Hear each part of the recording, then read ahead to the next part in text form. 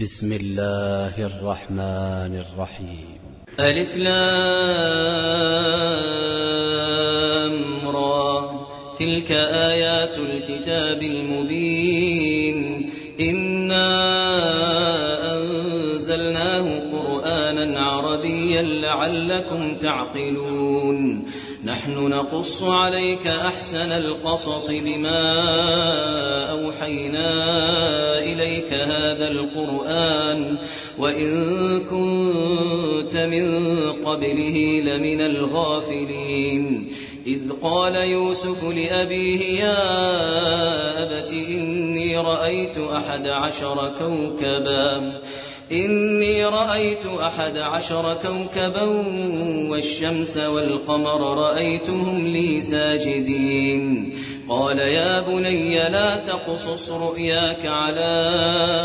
إخوتك فيكيدوا لك كيدا إن الشيطان للإنسان عدو مبين وكذلك يجتبيك ربك ويعلمك من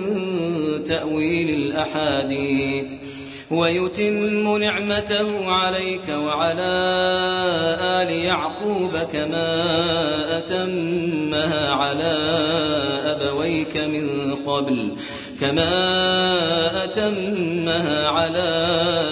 أبويك من قبل إبراهيم وإسحاق إن ربك عليم حكيم لقد كان في يوسف وإخوته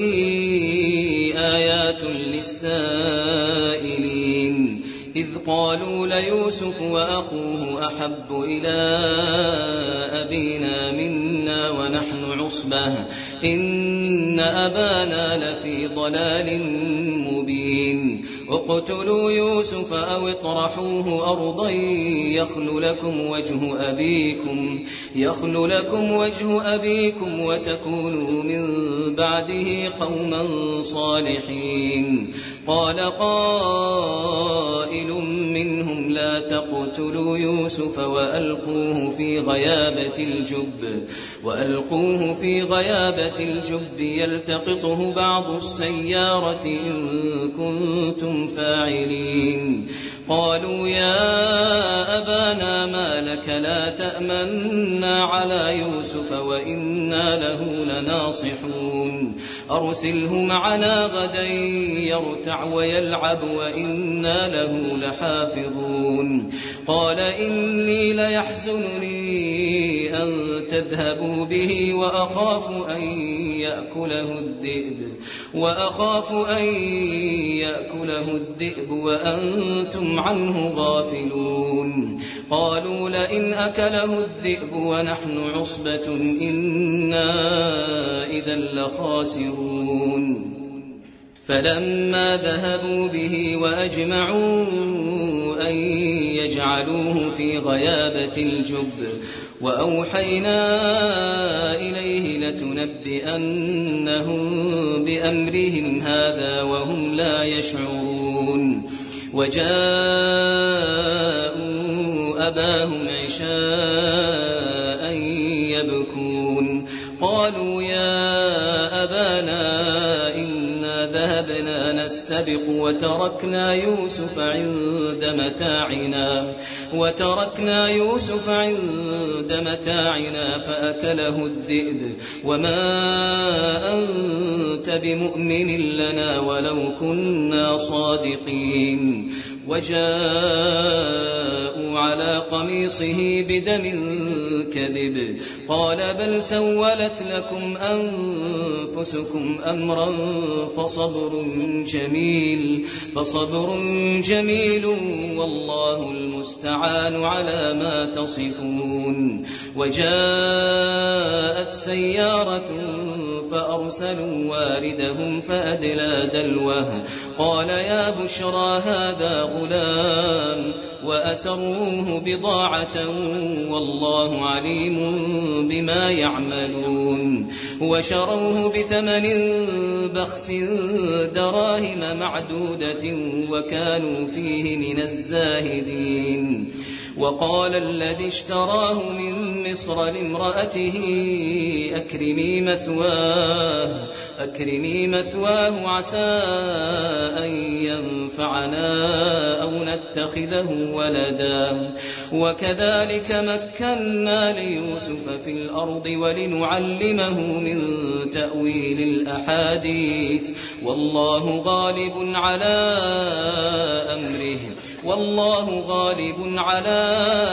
أمره ولكن أكثر الناس لا يعلمون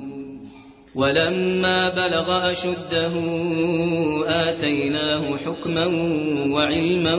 وكذلك نجزي المحسنين وراودته التي هو في بيتها عن نفسه وغلقت الأبواب وقالت هيت لك قال معاذ الله إنه ربي أحسن مثواي إنه لا يفلح الظالمون ولقد همت به وهم بها لولا أن رأى برهان ربه كذلك لنصرف عنه السوء والفحشاء إنه من عبادنا المخلصين واستبق الباب وقدت قميصه من دبر وألف يا سيدها لدى الباب قالت ما جزاء من أراد بأهلك سوءا إلا أن يسجن أو عذاب أليم قال هي راودتني عن نفسي وشهد شاهد من أهلها إن كان قميصه قد من قبل فصدقت وهو من الكاذبين وإن كان قميصه قد من دبر فكذبت وهو من الصادقين فلما رأى قميصه قد من دبر قال إنه من كيدكن إن كيدكن عظيم يوسف أعرض عن هذا واستغفري لذنبك إنك كنت من الخاطئين وقال نسوة في المدينة امرأة العزيز تراود فتاها عن نفسه قد شغفها حبا إنا لنراها في ضلال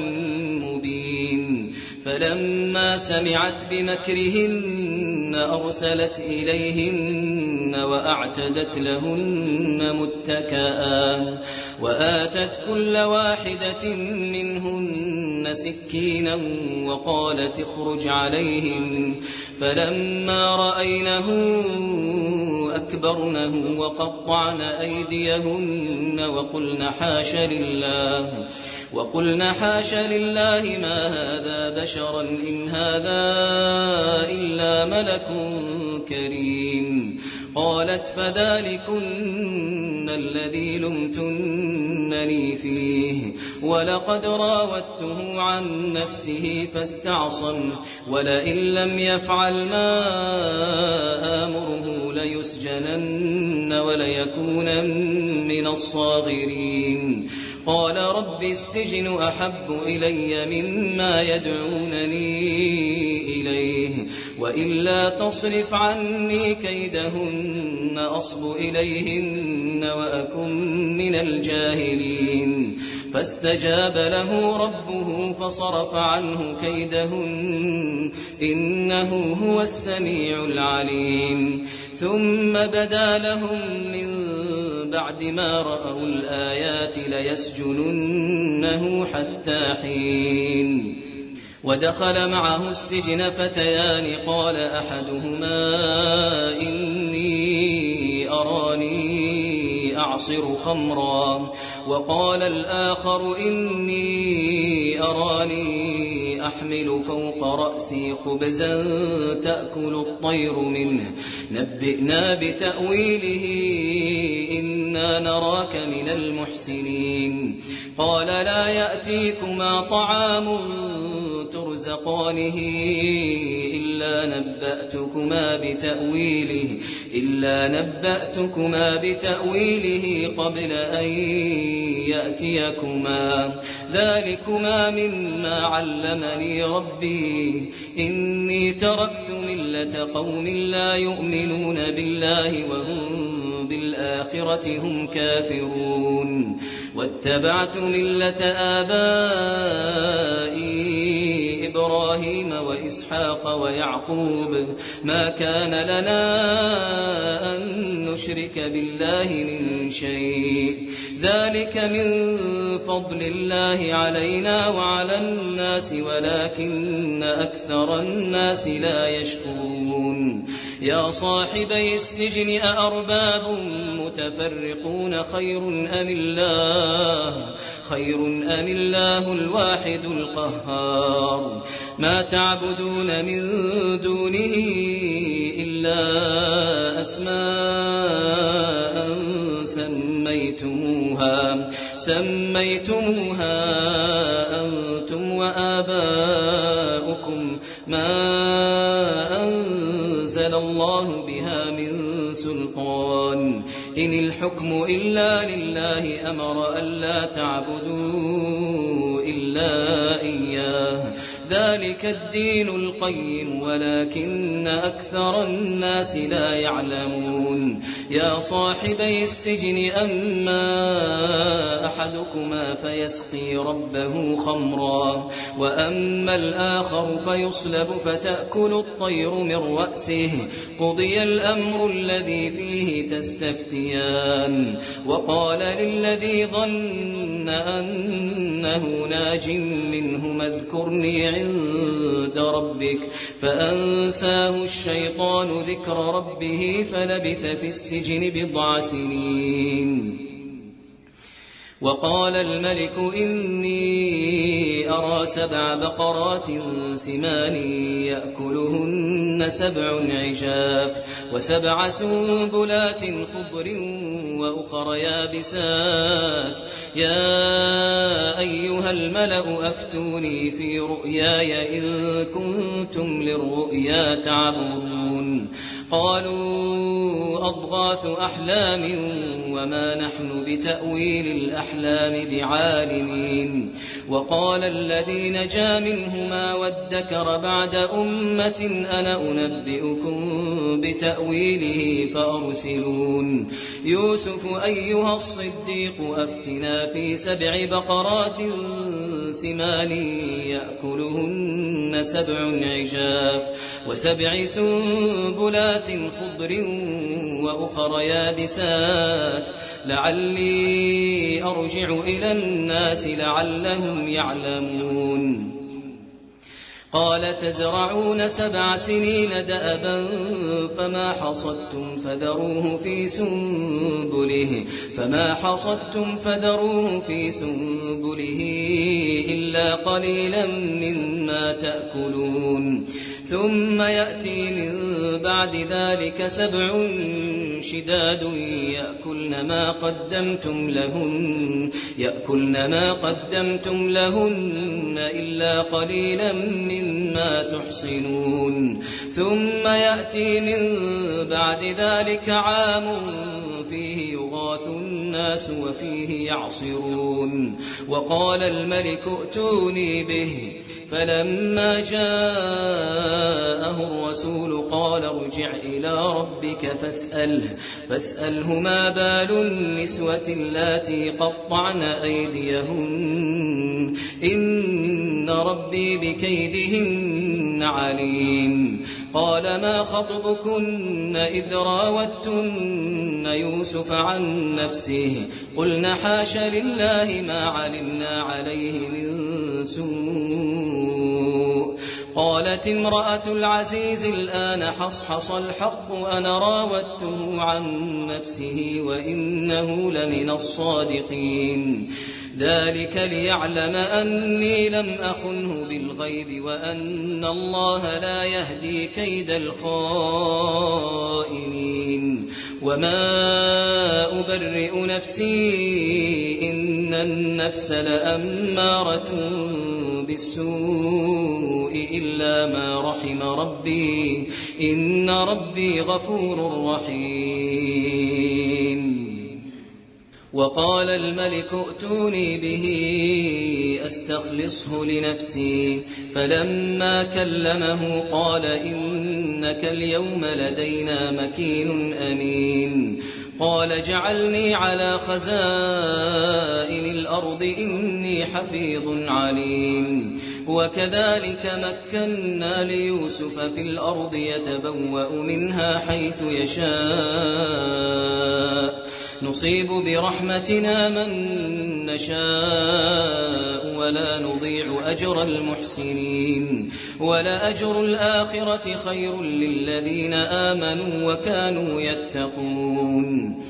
وجاء إخوة يوسف فدخلوا عليه فعرفهم وهم له منكرون ولما جهزهم بجهازهم قال ائتوني بأخ لكم من أبيكم ألا ترون أني أوفي الكيل وأنا خير المنزلين فإن لم تأتوني به فلا كيل لكم عندي ولا تقربون قالوا سنراود عنه أباه وإنا لفاعلون وقال لفتيانه جعلوا بضاعتهم في رحالهم لعلهم يعرفونها إذا انقلبوا إلى أهلهم لعلهم يرجعون فلما رجعوا إلى أبيهم قالوا يا أبانا منع منا الكيل فأرسل معنا أخانا نكتل وإنا له لحافظون قال هل آمنكم عليه إلا كما أمنتكم على أخيه من قبل فالله خير حافظا وهو أرحم الراحمين ولما فتحوا متاعهم وجدوا بضاعتهم ردت إليهم قالوا يا أبانا ما نبغي هذه بضاعتنا ردت إلينا ونمير أهلنا ونحفظ أخانا ونزداد كيل بعير ذلك كيل يسير قال لن أرسله معكم حتى تؤتون موثقا من الله لتأتونني به إلا أن يحاط بكم فلما آتوه موثقهم قال الله على ما نقول وكيل وقال يا بني لا تدخلوا من باب واحد وادخلوا من أبواب متفرقة وما أغني عنكم من الله من شيء إن الحكم إلا لله عليه توكلت وعليه فليتوكل المتوكلون ولما دخلوا من حيث أمرهم أبوهم ما كان يغني عنهم من الله من شيء إلا حاجة في نفس يعقوب قضاها وإنه لذو علم لما علمناه ولكن أكثر الناس لا يعلمون ولما دخلوا على يوسف آوى إليه أخاه قال إني أنا أخوك فلا تبتئس بما كانوا يعملون فلما جهزهم بجهازهم جعل السقاية في رحل أخيه ثم أذن مؤذن أيتها العير إنكم لسارقون قالوا وأقبلوا عليهم ماذا تفقدون قالوا نفقد صواع الملك ولمن جاء به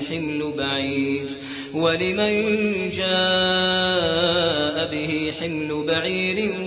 وأنا به زعيم قالوا تالله لقد علمتم ما جئنا لنفسد في الأرض وما كنا سارقين قالوا فما جزاؤه إن كنتم كاذبين قالوا جزاؤه من وجد في رحله فهو جزاؤه كذلك نجزي الظالمين فبدأ بأوعيتهم قبل وعاء أخيه ثم استخرجها من وعاء أخيه كذلك كدنا ليوسف ما كان ليأخذ أخاه في دين الملك إلا أن يشاء الله نرفع درجات من نشاء وفوق كل ذي علم عليم قالوا إن يسرق فقد سرق أخ له من قبل فأسرها يوسف في نفسه ولم يبدها لهم قال أنتم شر مكانا والله أعلم بما تصفون قالوا يا أيها العزيز إن له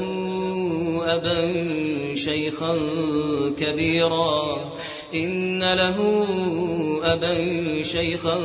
كبيرا فخذ أحدنا مكانه إنا نراك من المحسنين قال معاذ الله أن نأخذ إلا من وجدنا متاعنا عنده إنا إذا لظالمون فلما استيئسوا منه خلصوا نجيا قال كبيرهم ألم تعلموا أن أباكم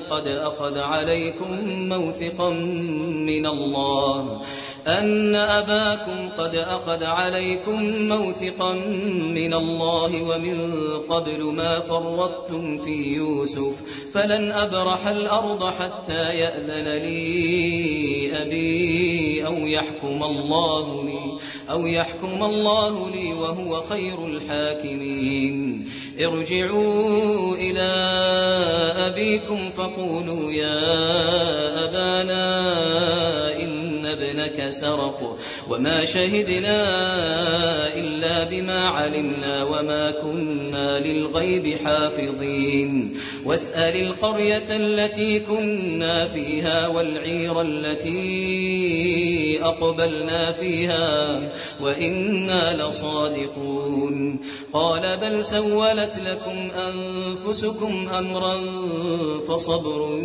جميل عسى الله أن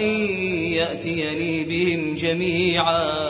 إنه هو العليم الحكيم وتولى عنهم وقال يا أسفا على يوسف وابيضت عيناه من الحزن فهو كظيم قالوا تالله تفتأ تذكر يوسف حتى تكون حرضا أو تكون من الهالكين قال إنما أشكو بثي وحزني إلى الله وأعلم من الله ما لا تعلمون يا بني يذهبوا فتحسسوا من يوسف وأخيه ولا تيأسوا من روح الله إنه لا ييأس من روح الله إلا القوم الكافرون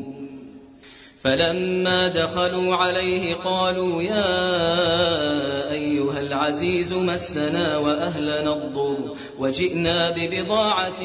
مزجاة فأوف لنا الكيل وتصدق علينا إن الله يجزي المتصدقين قال هل علمتم ما فعلتم بيوسف وأخيه إذ أنتم جاهلون قالوا أئنك لأنت يوسف قال أنا يوسف وهذا أخي قد من الله علينا إنه من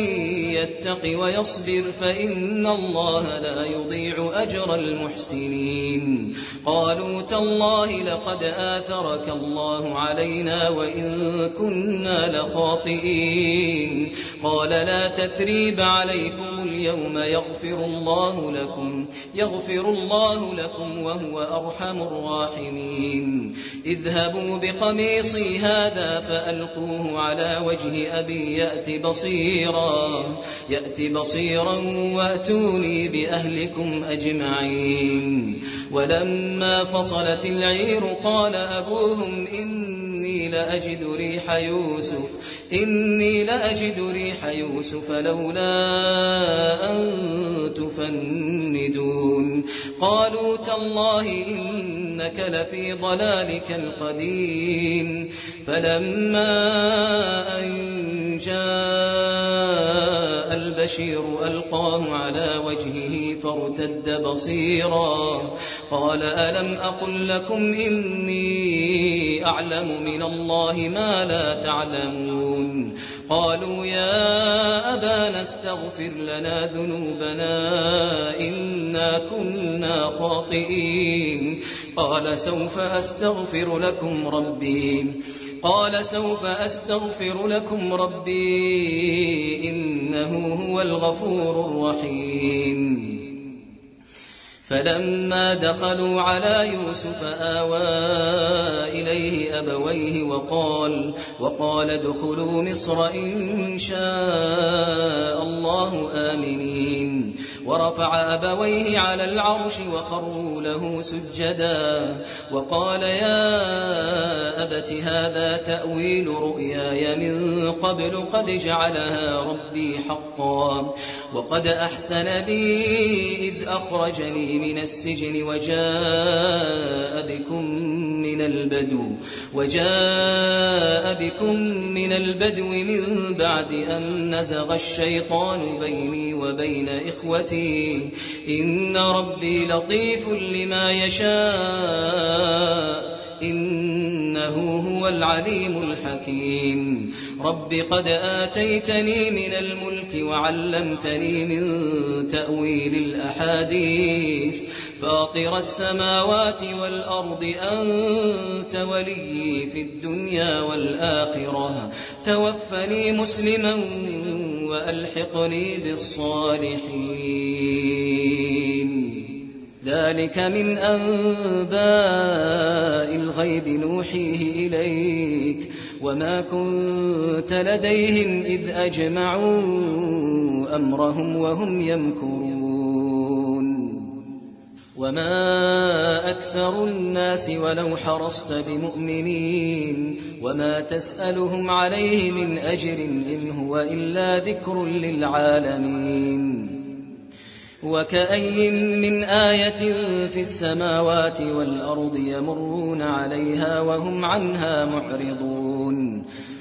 وما يؤمن أكثرهم بالله إلا وهم مشركون أفأمنوا أن تأتيهم غاشية من عذاب الله أو تأتيهم الساعة بغتة وهم لا يشعرون قل هذه سبيلي أدعو إلى الله على بصيرة أنا ومن اتبعني وسبحان الله وما أنا من المشركين وما أرسلنا من قبلك إلا رجالا نوحي إليهم من أهل القرى أفلم يسيروا في الأرض فينظروا كيف كان عاقبة الذين من قبلهم ولدار الآخرة خير للذين اتقوا أفلا تعقلون حتى إذا استيأس الرسل وظنوا أنهم قد كذبوا جاءهم نصرنا فنجي من نشاء ولا يرد بأسنا عن القوم المجرمين لقد كان في قصصهم عبرة لأولي الألباب ما كان حديثا يفترى ولكن تصديق الذي بين يديه وتفصيل كل شيء وهدى ورحمة لقوم يؤمنون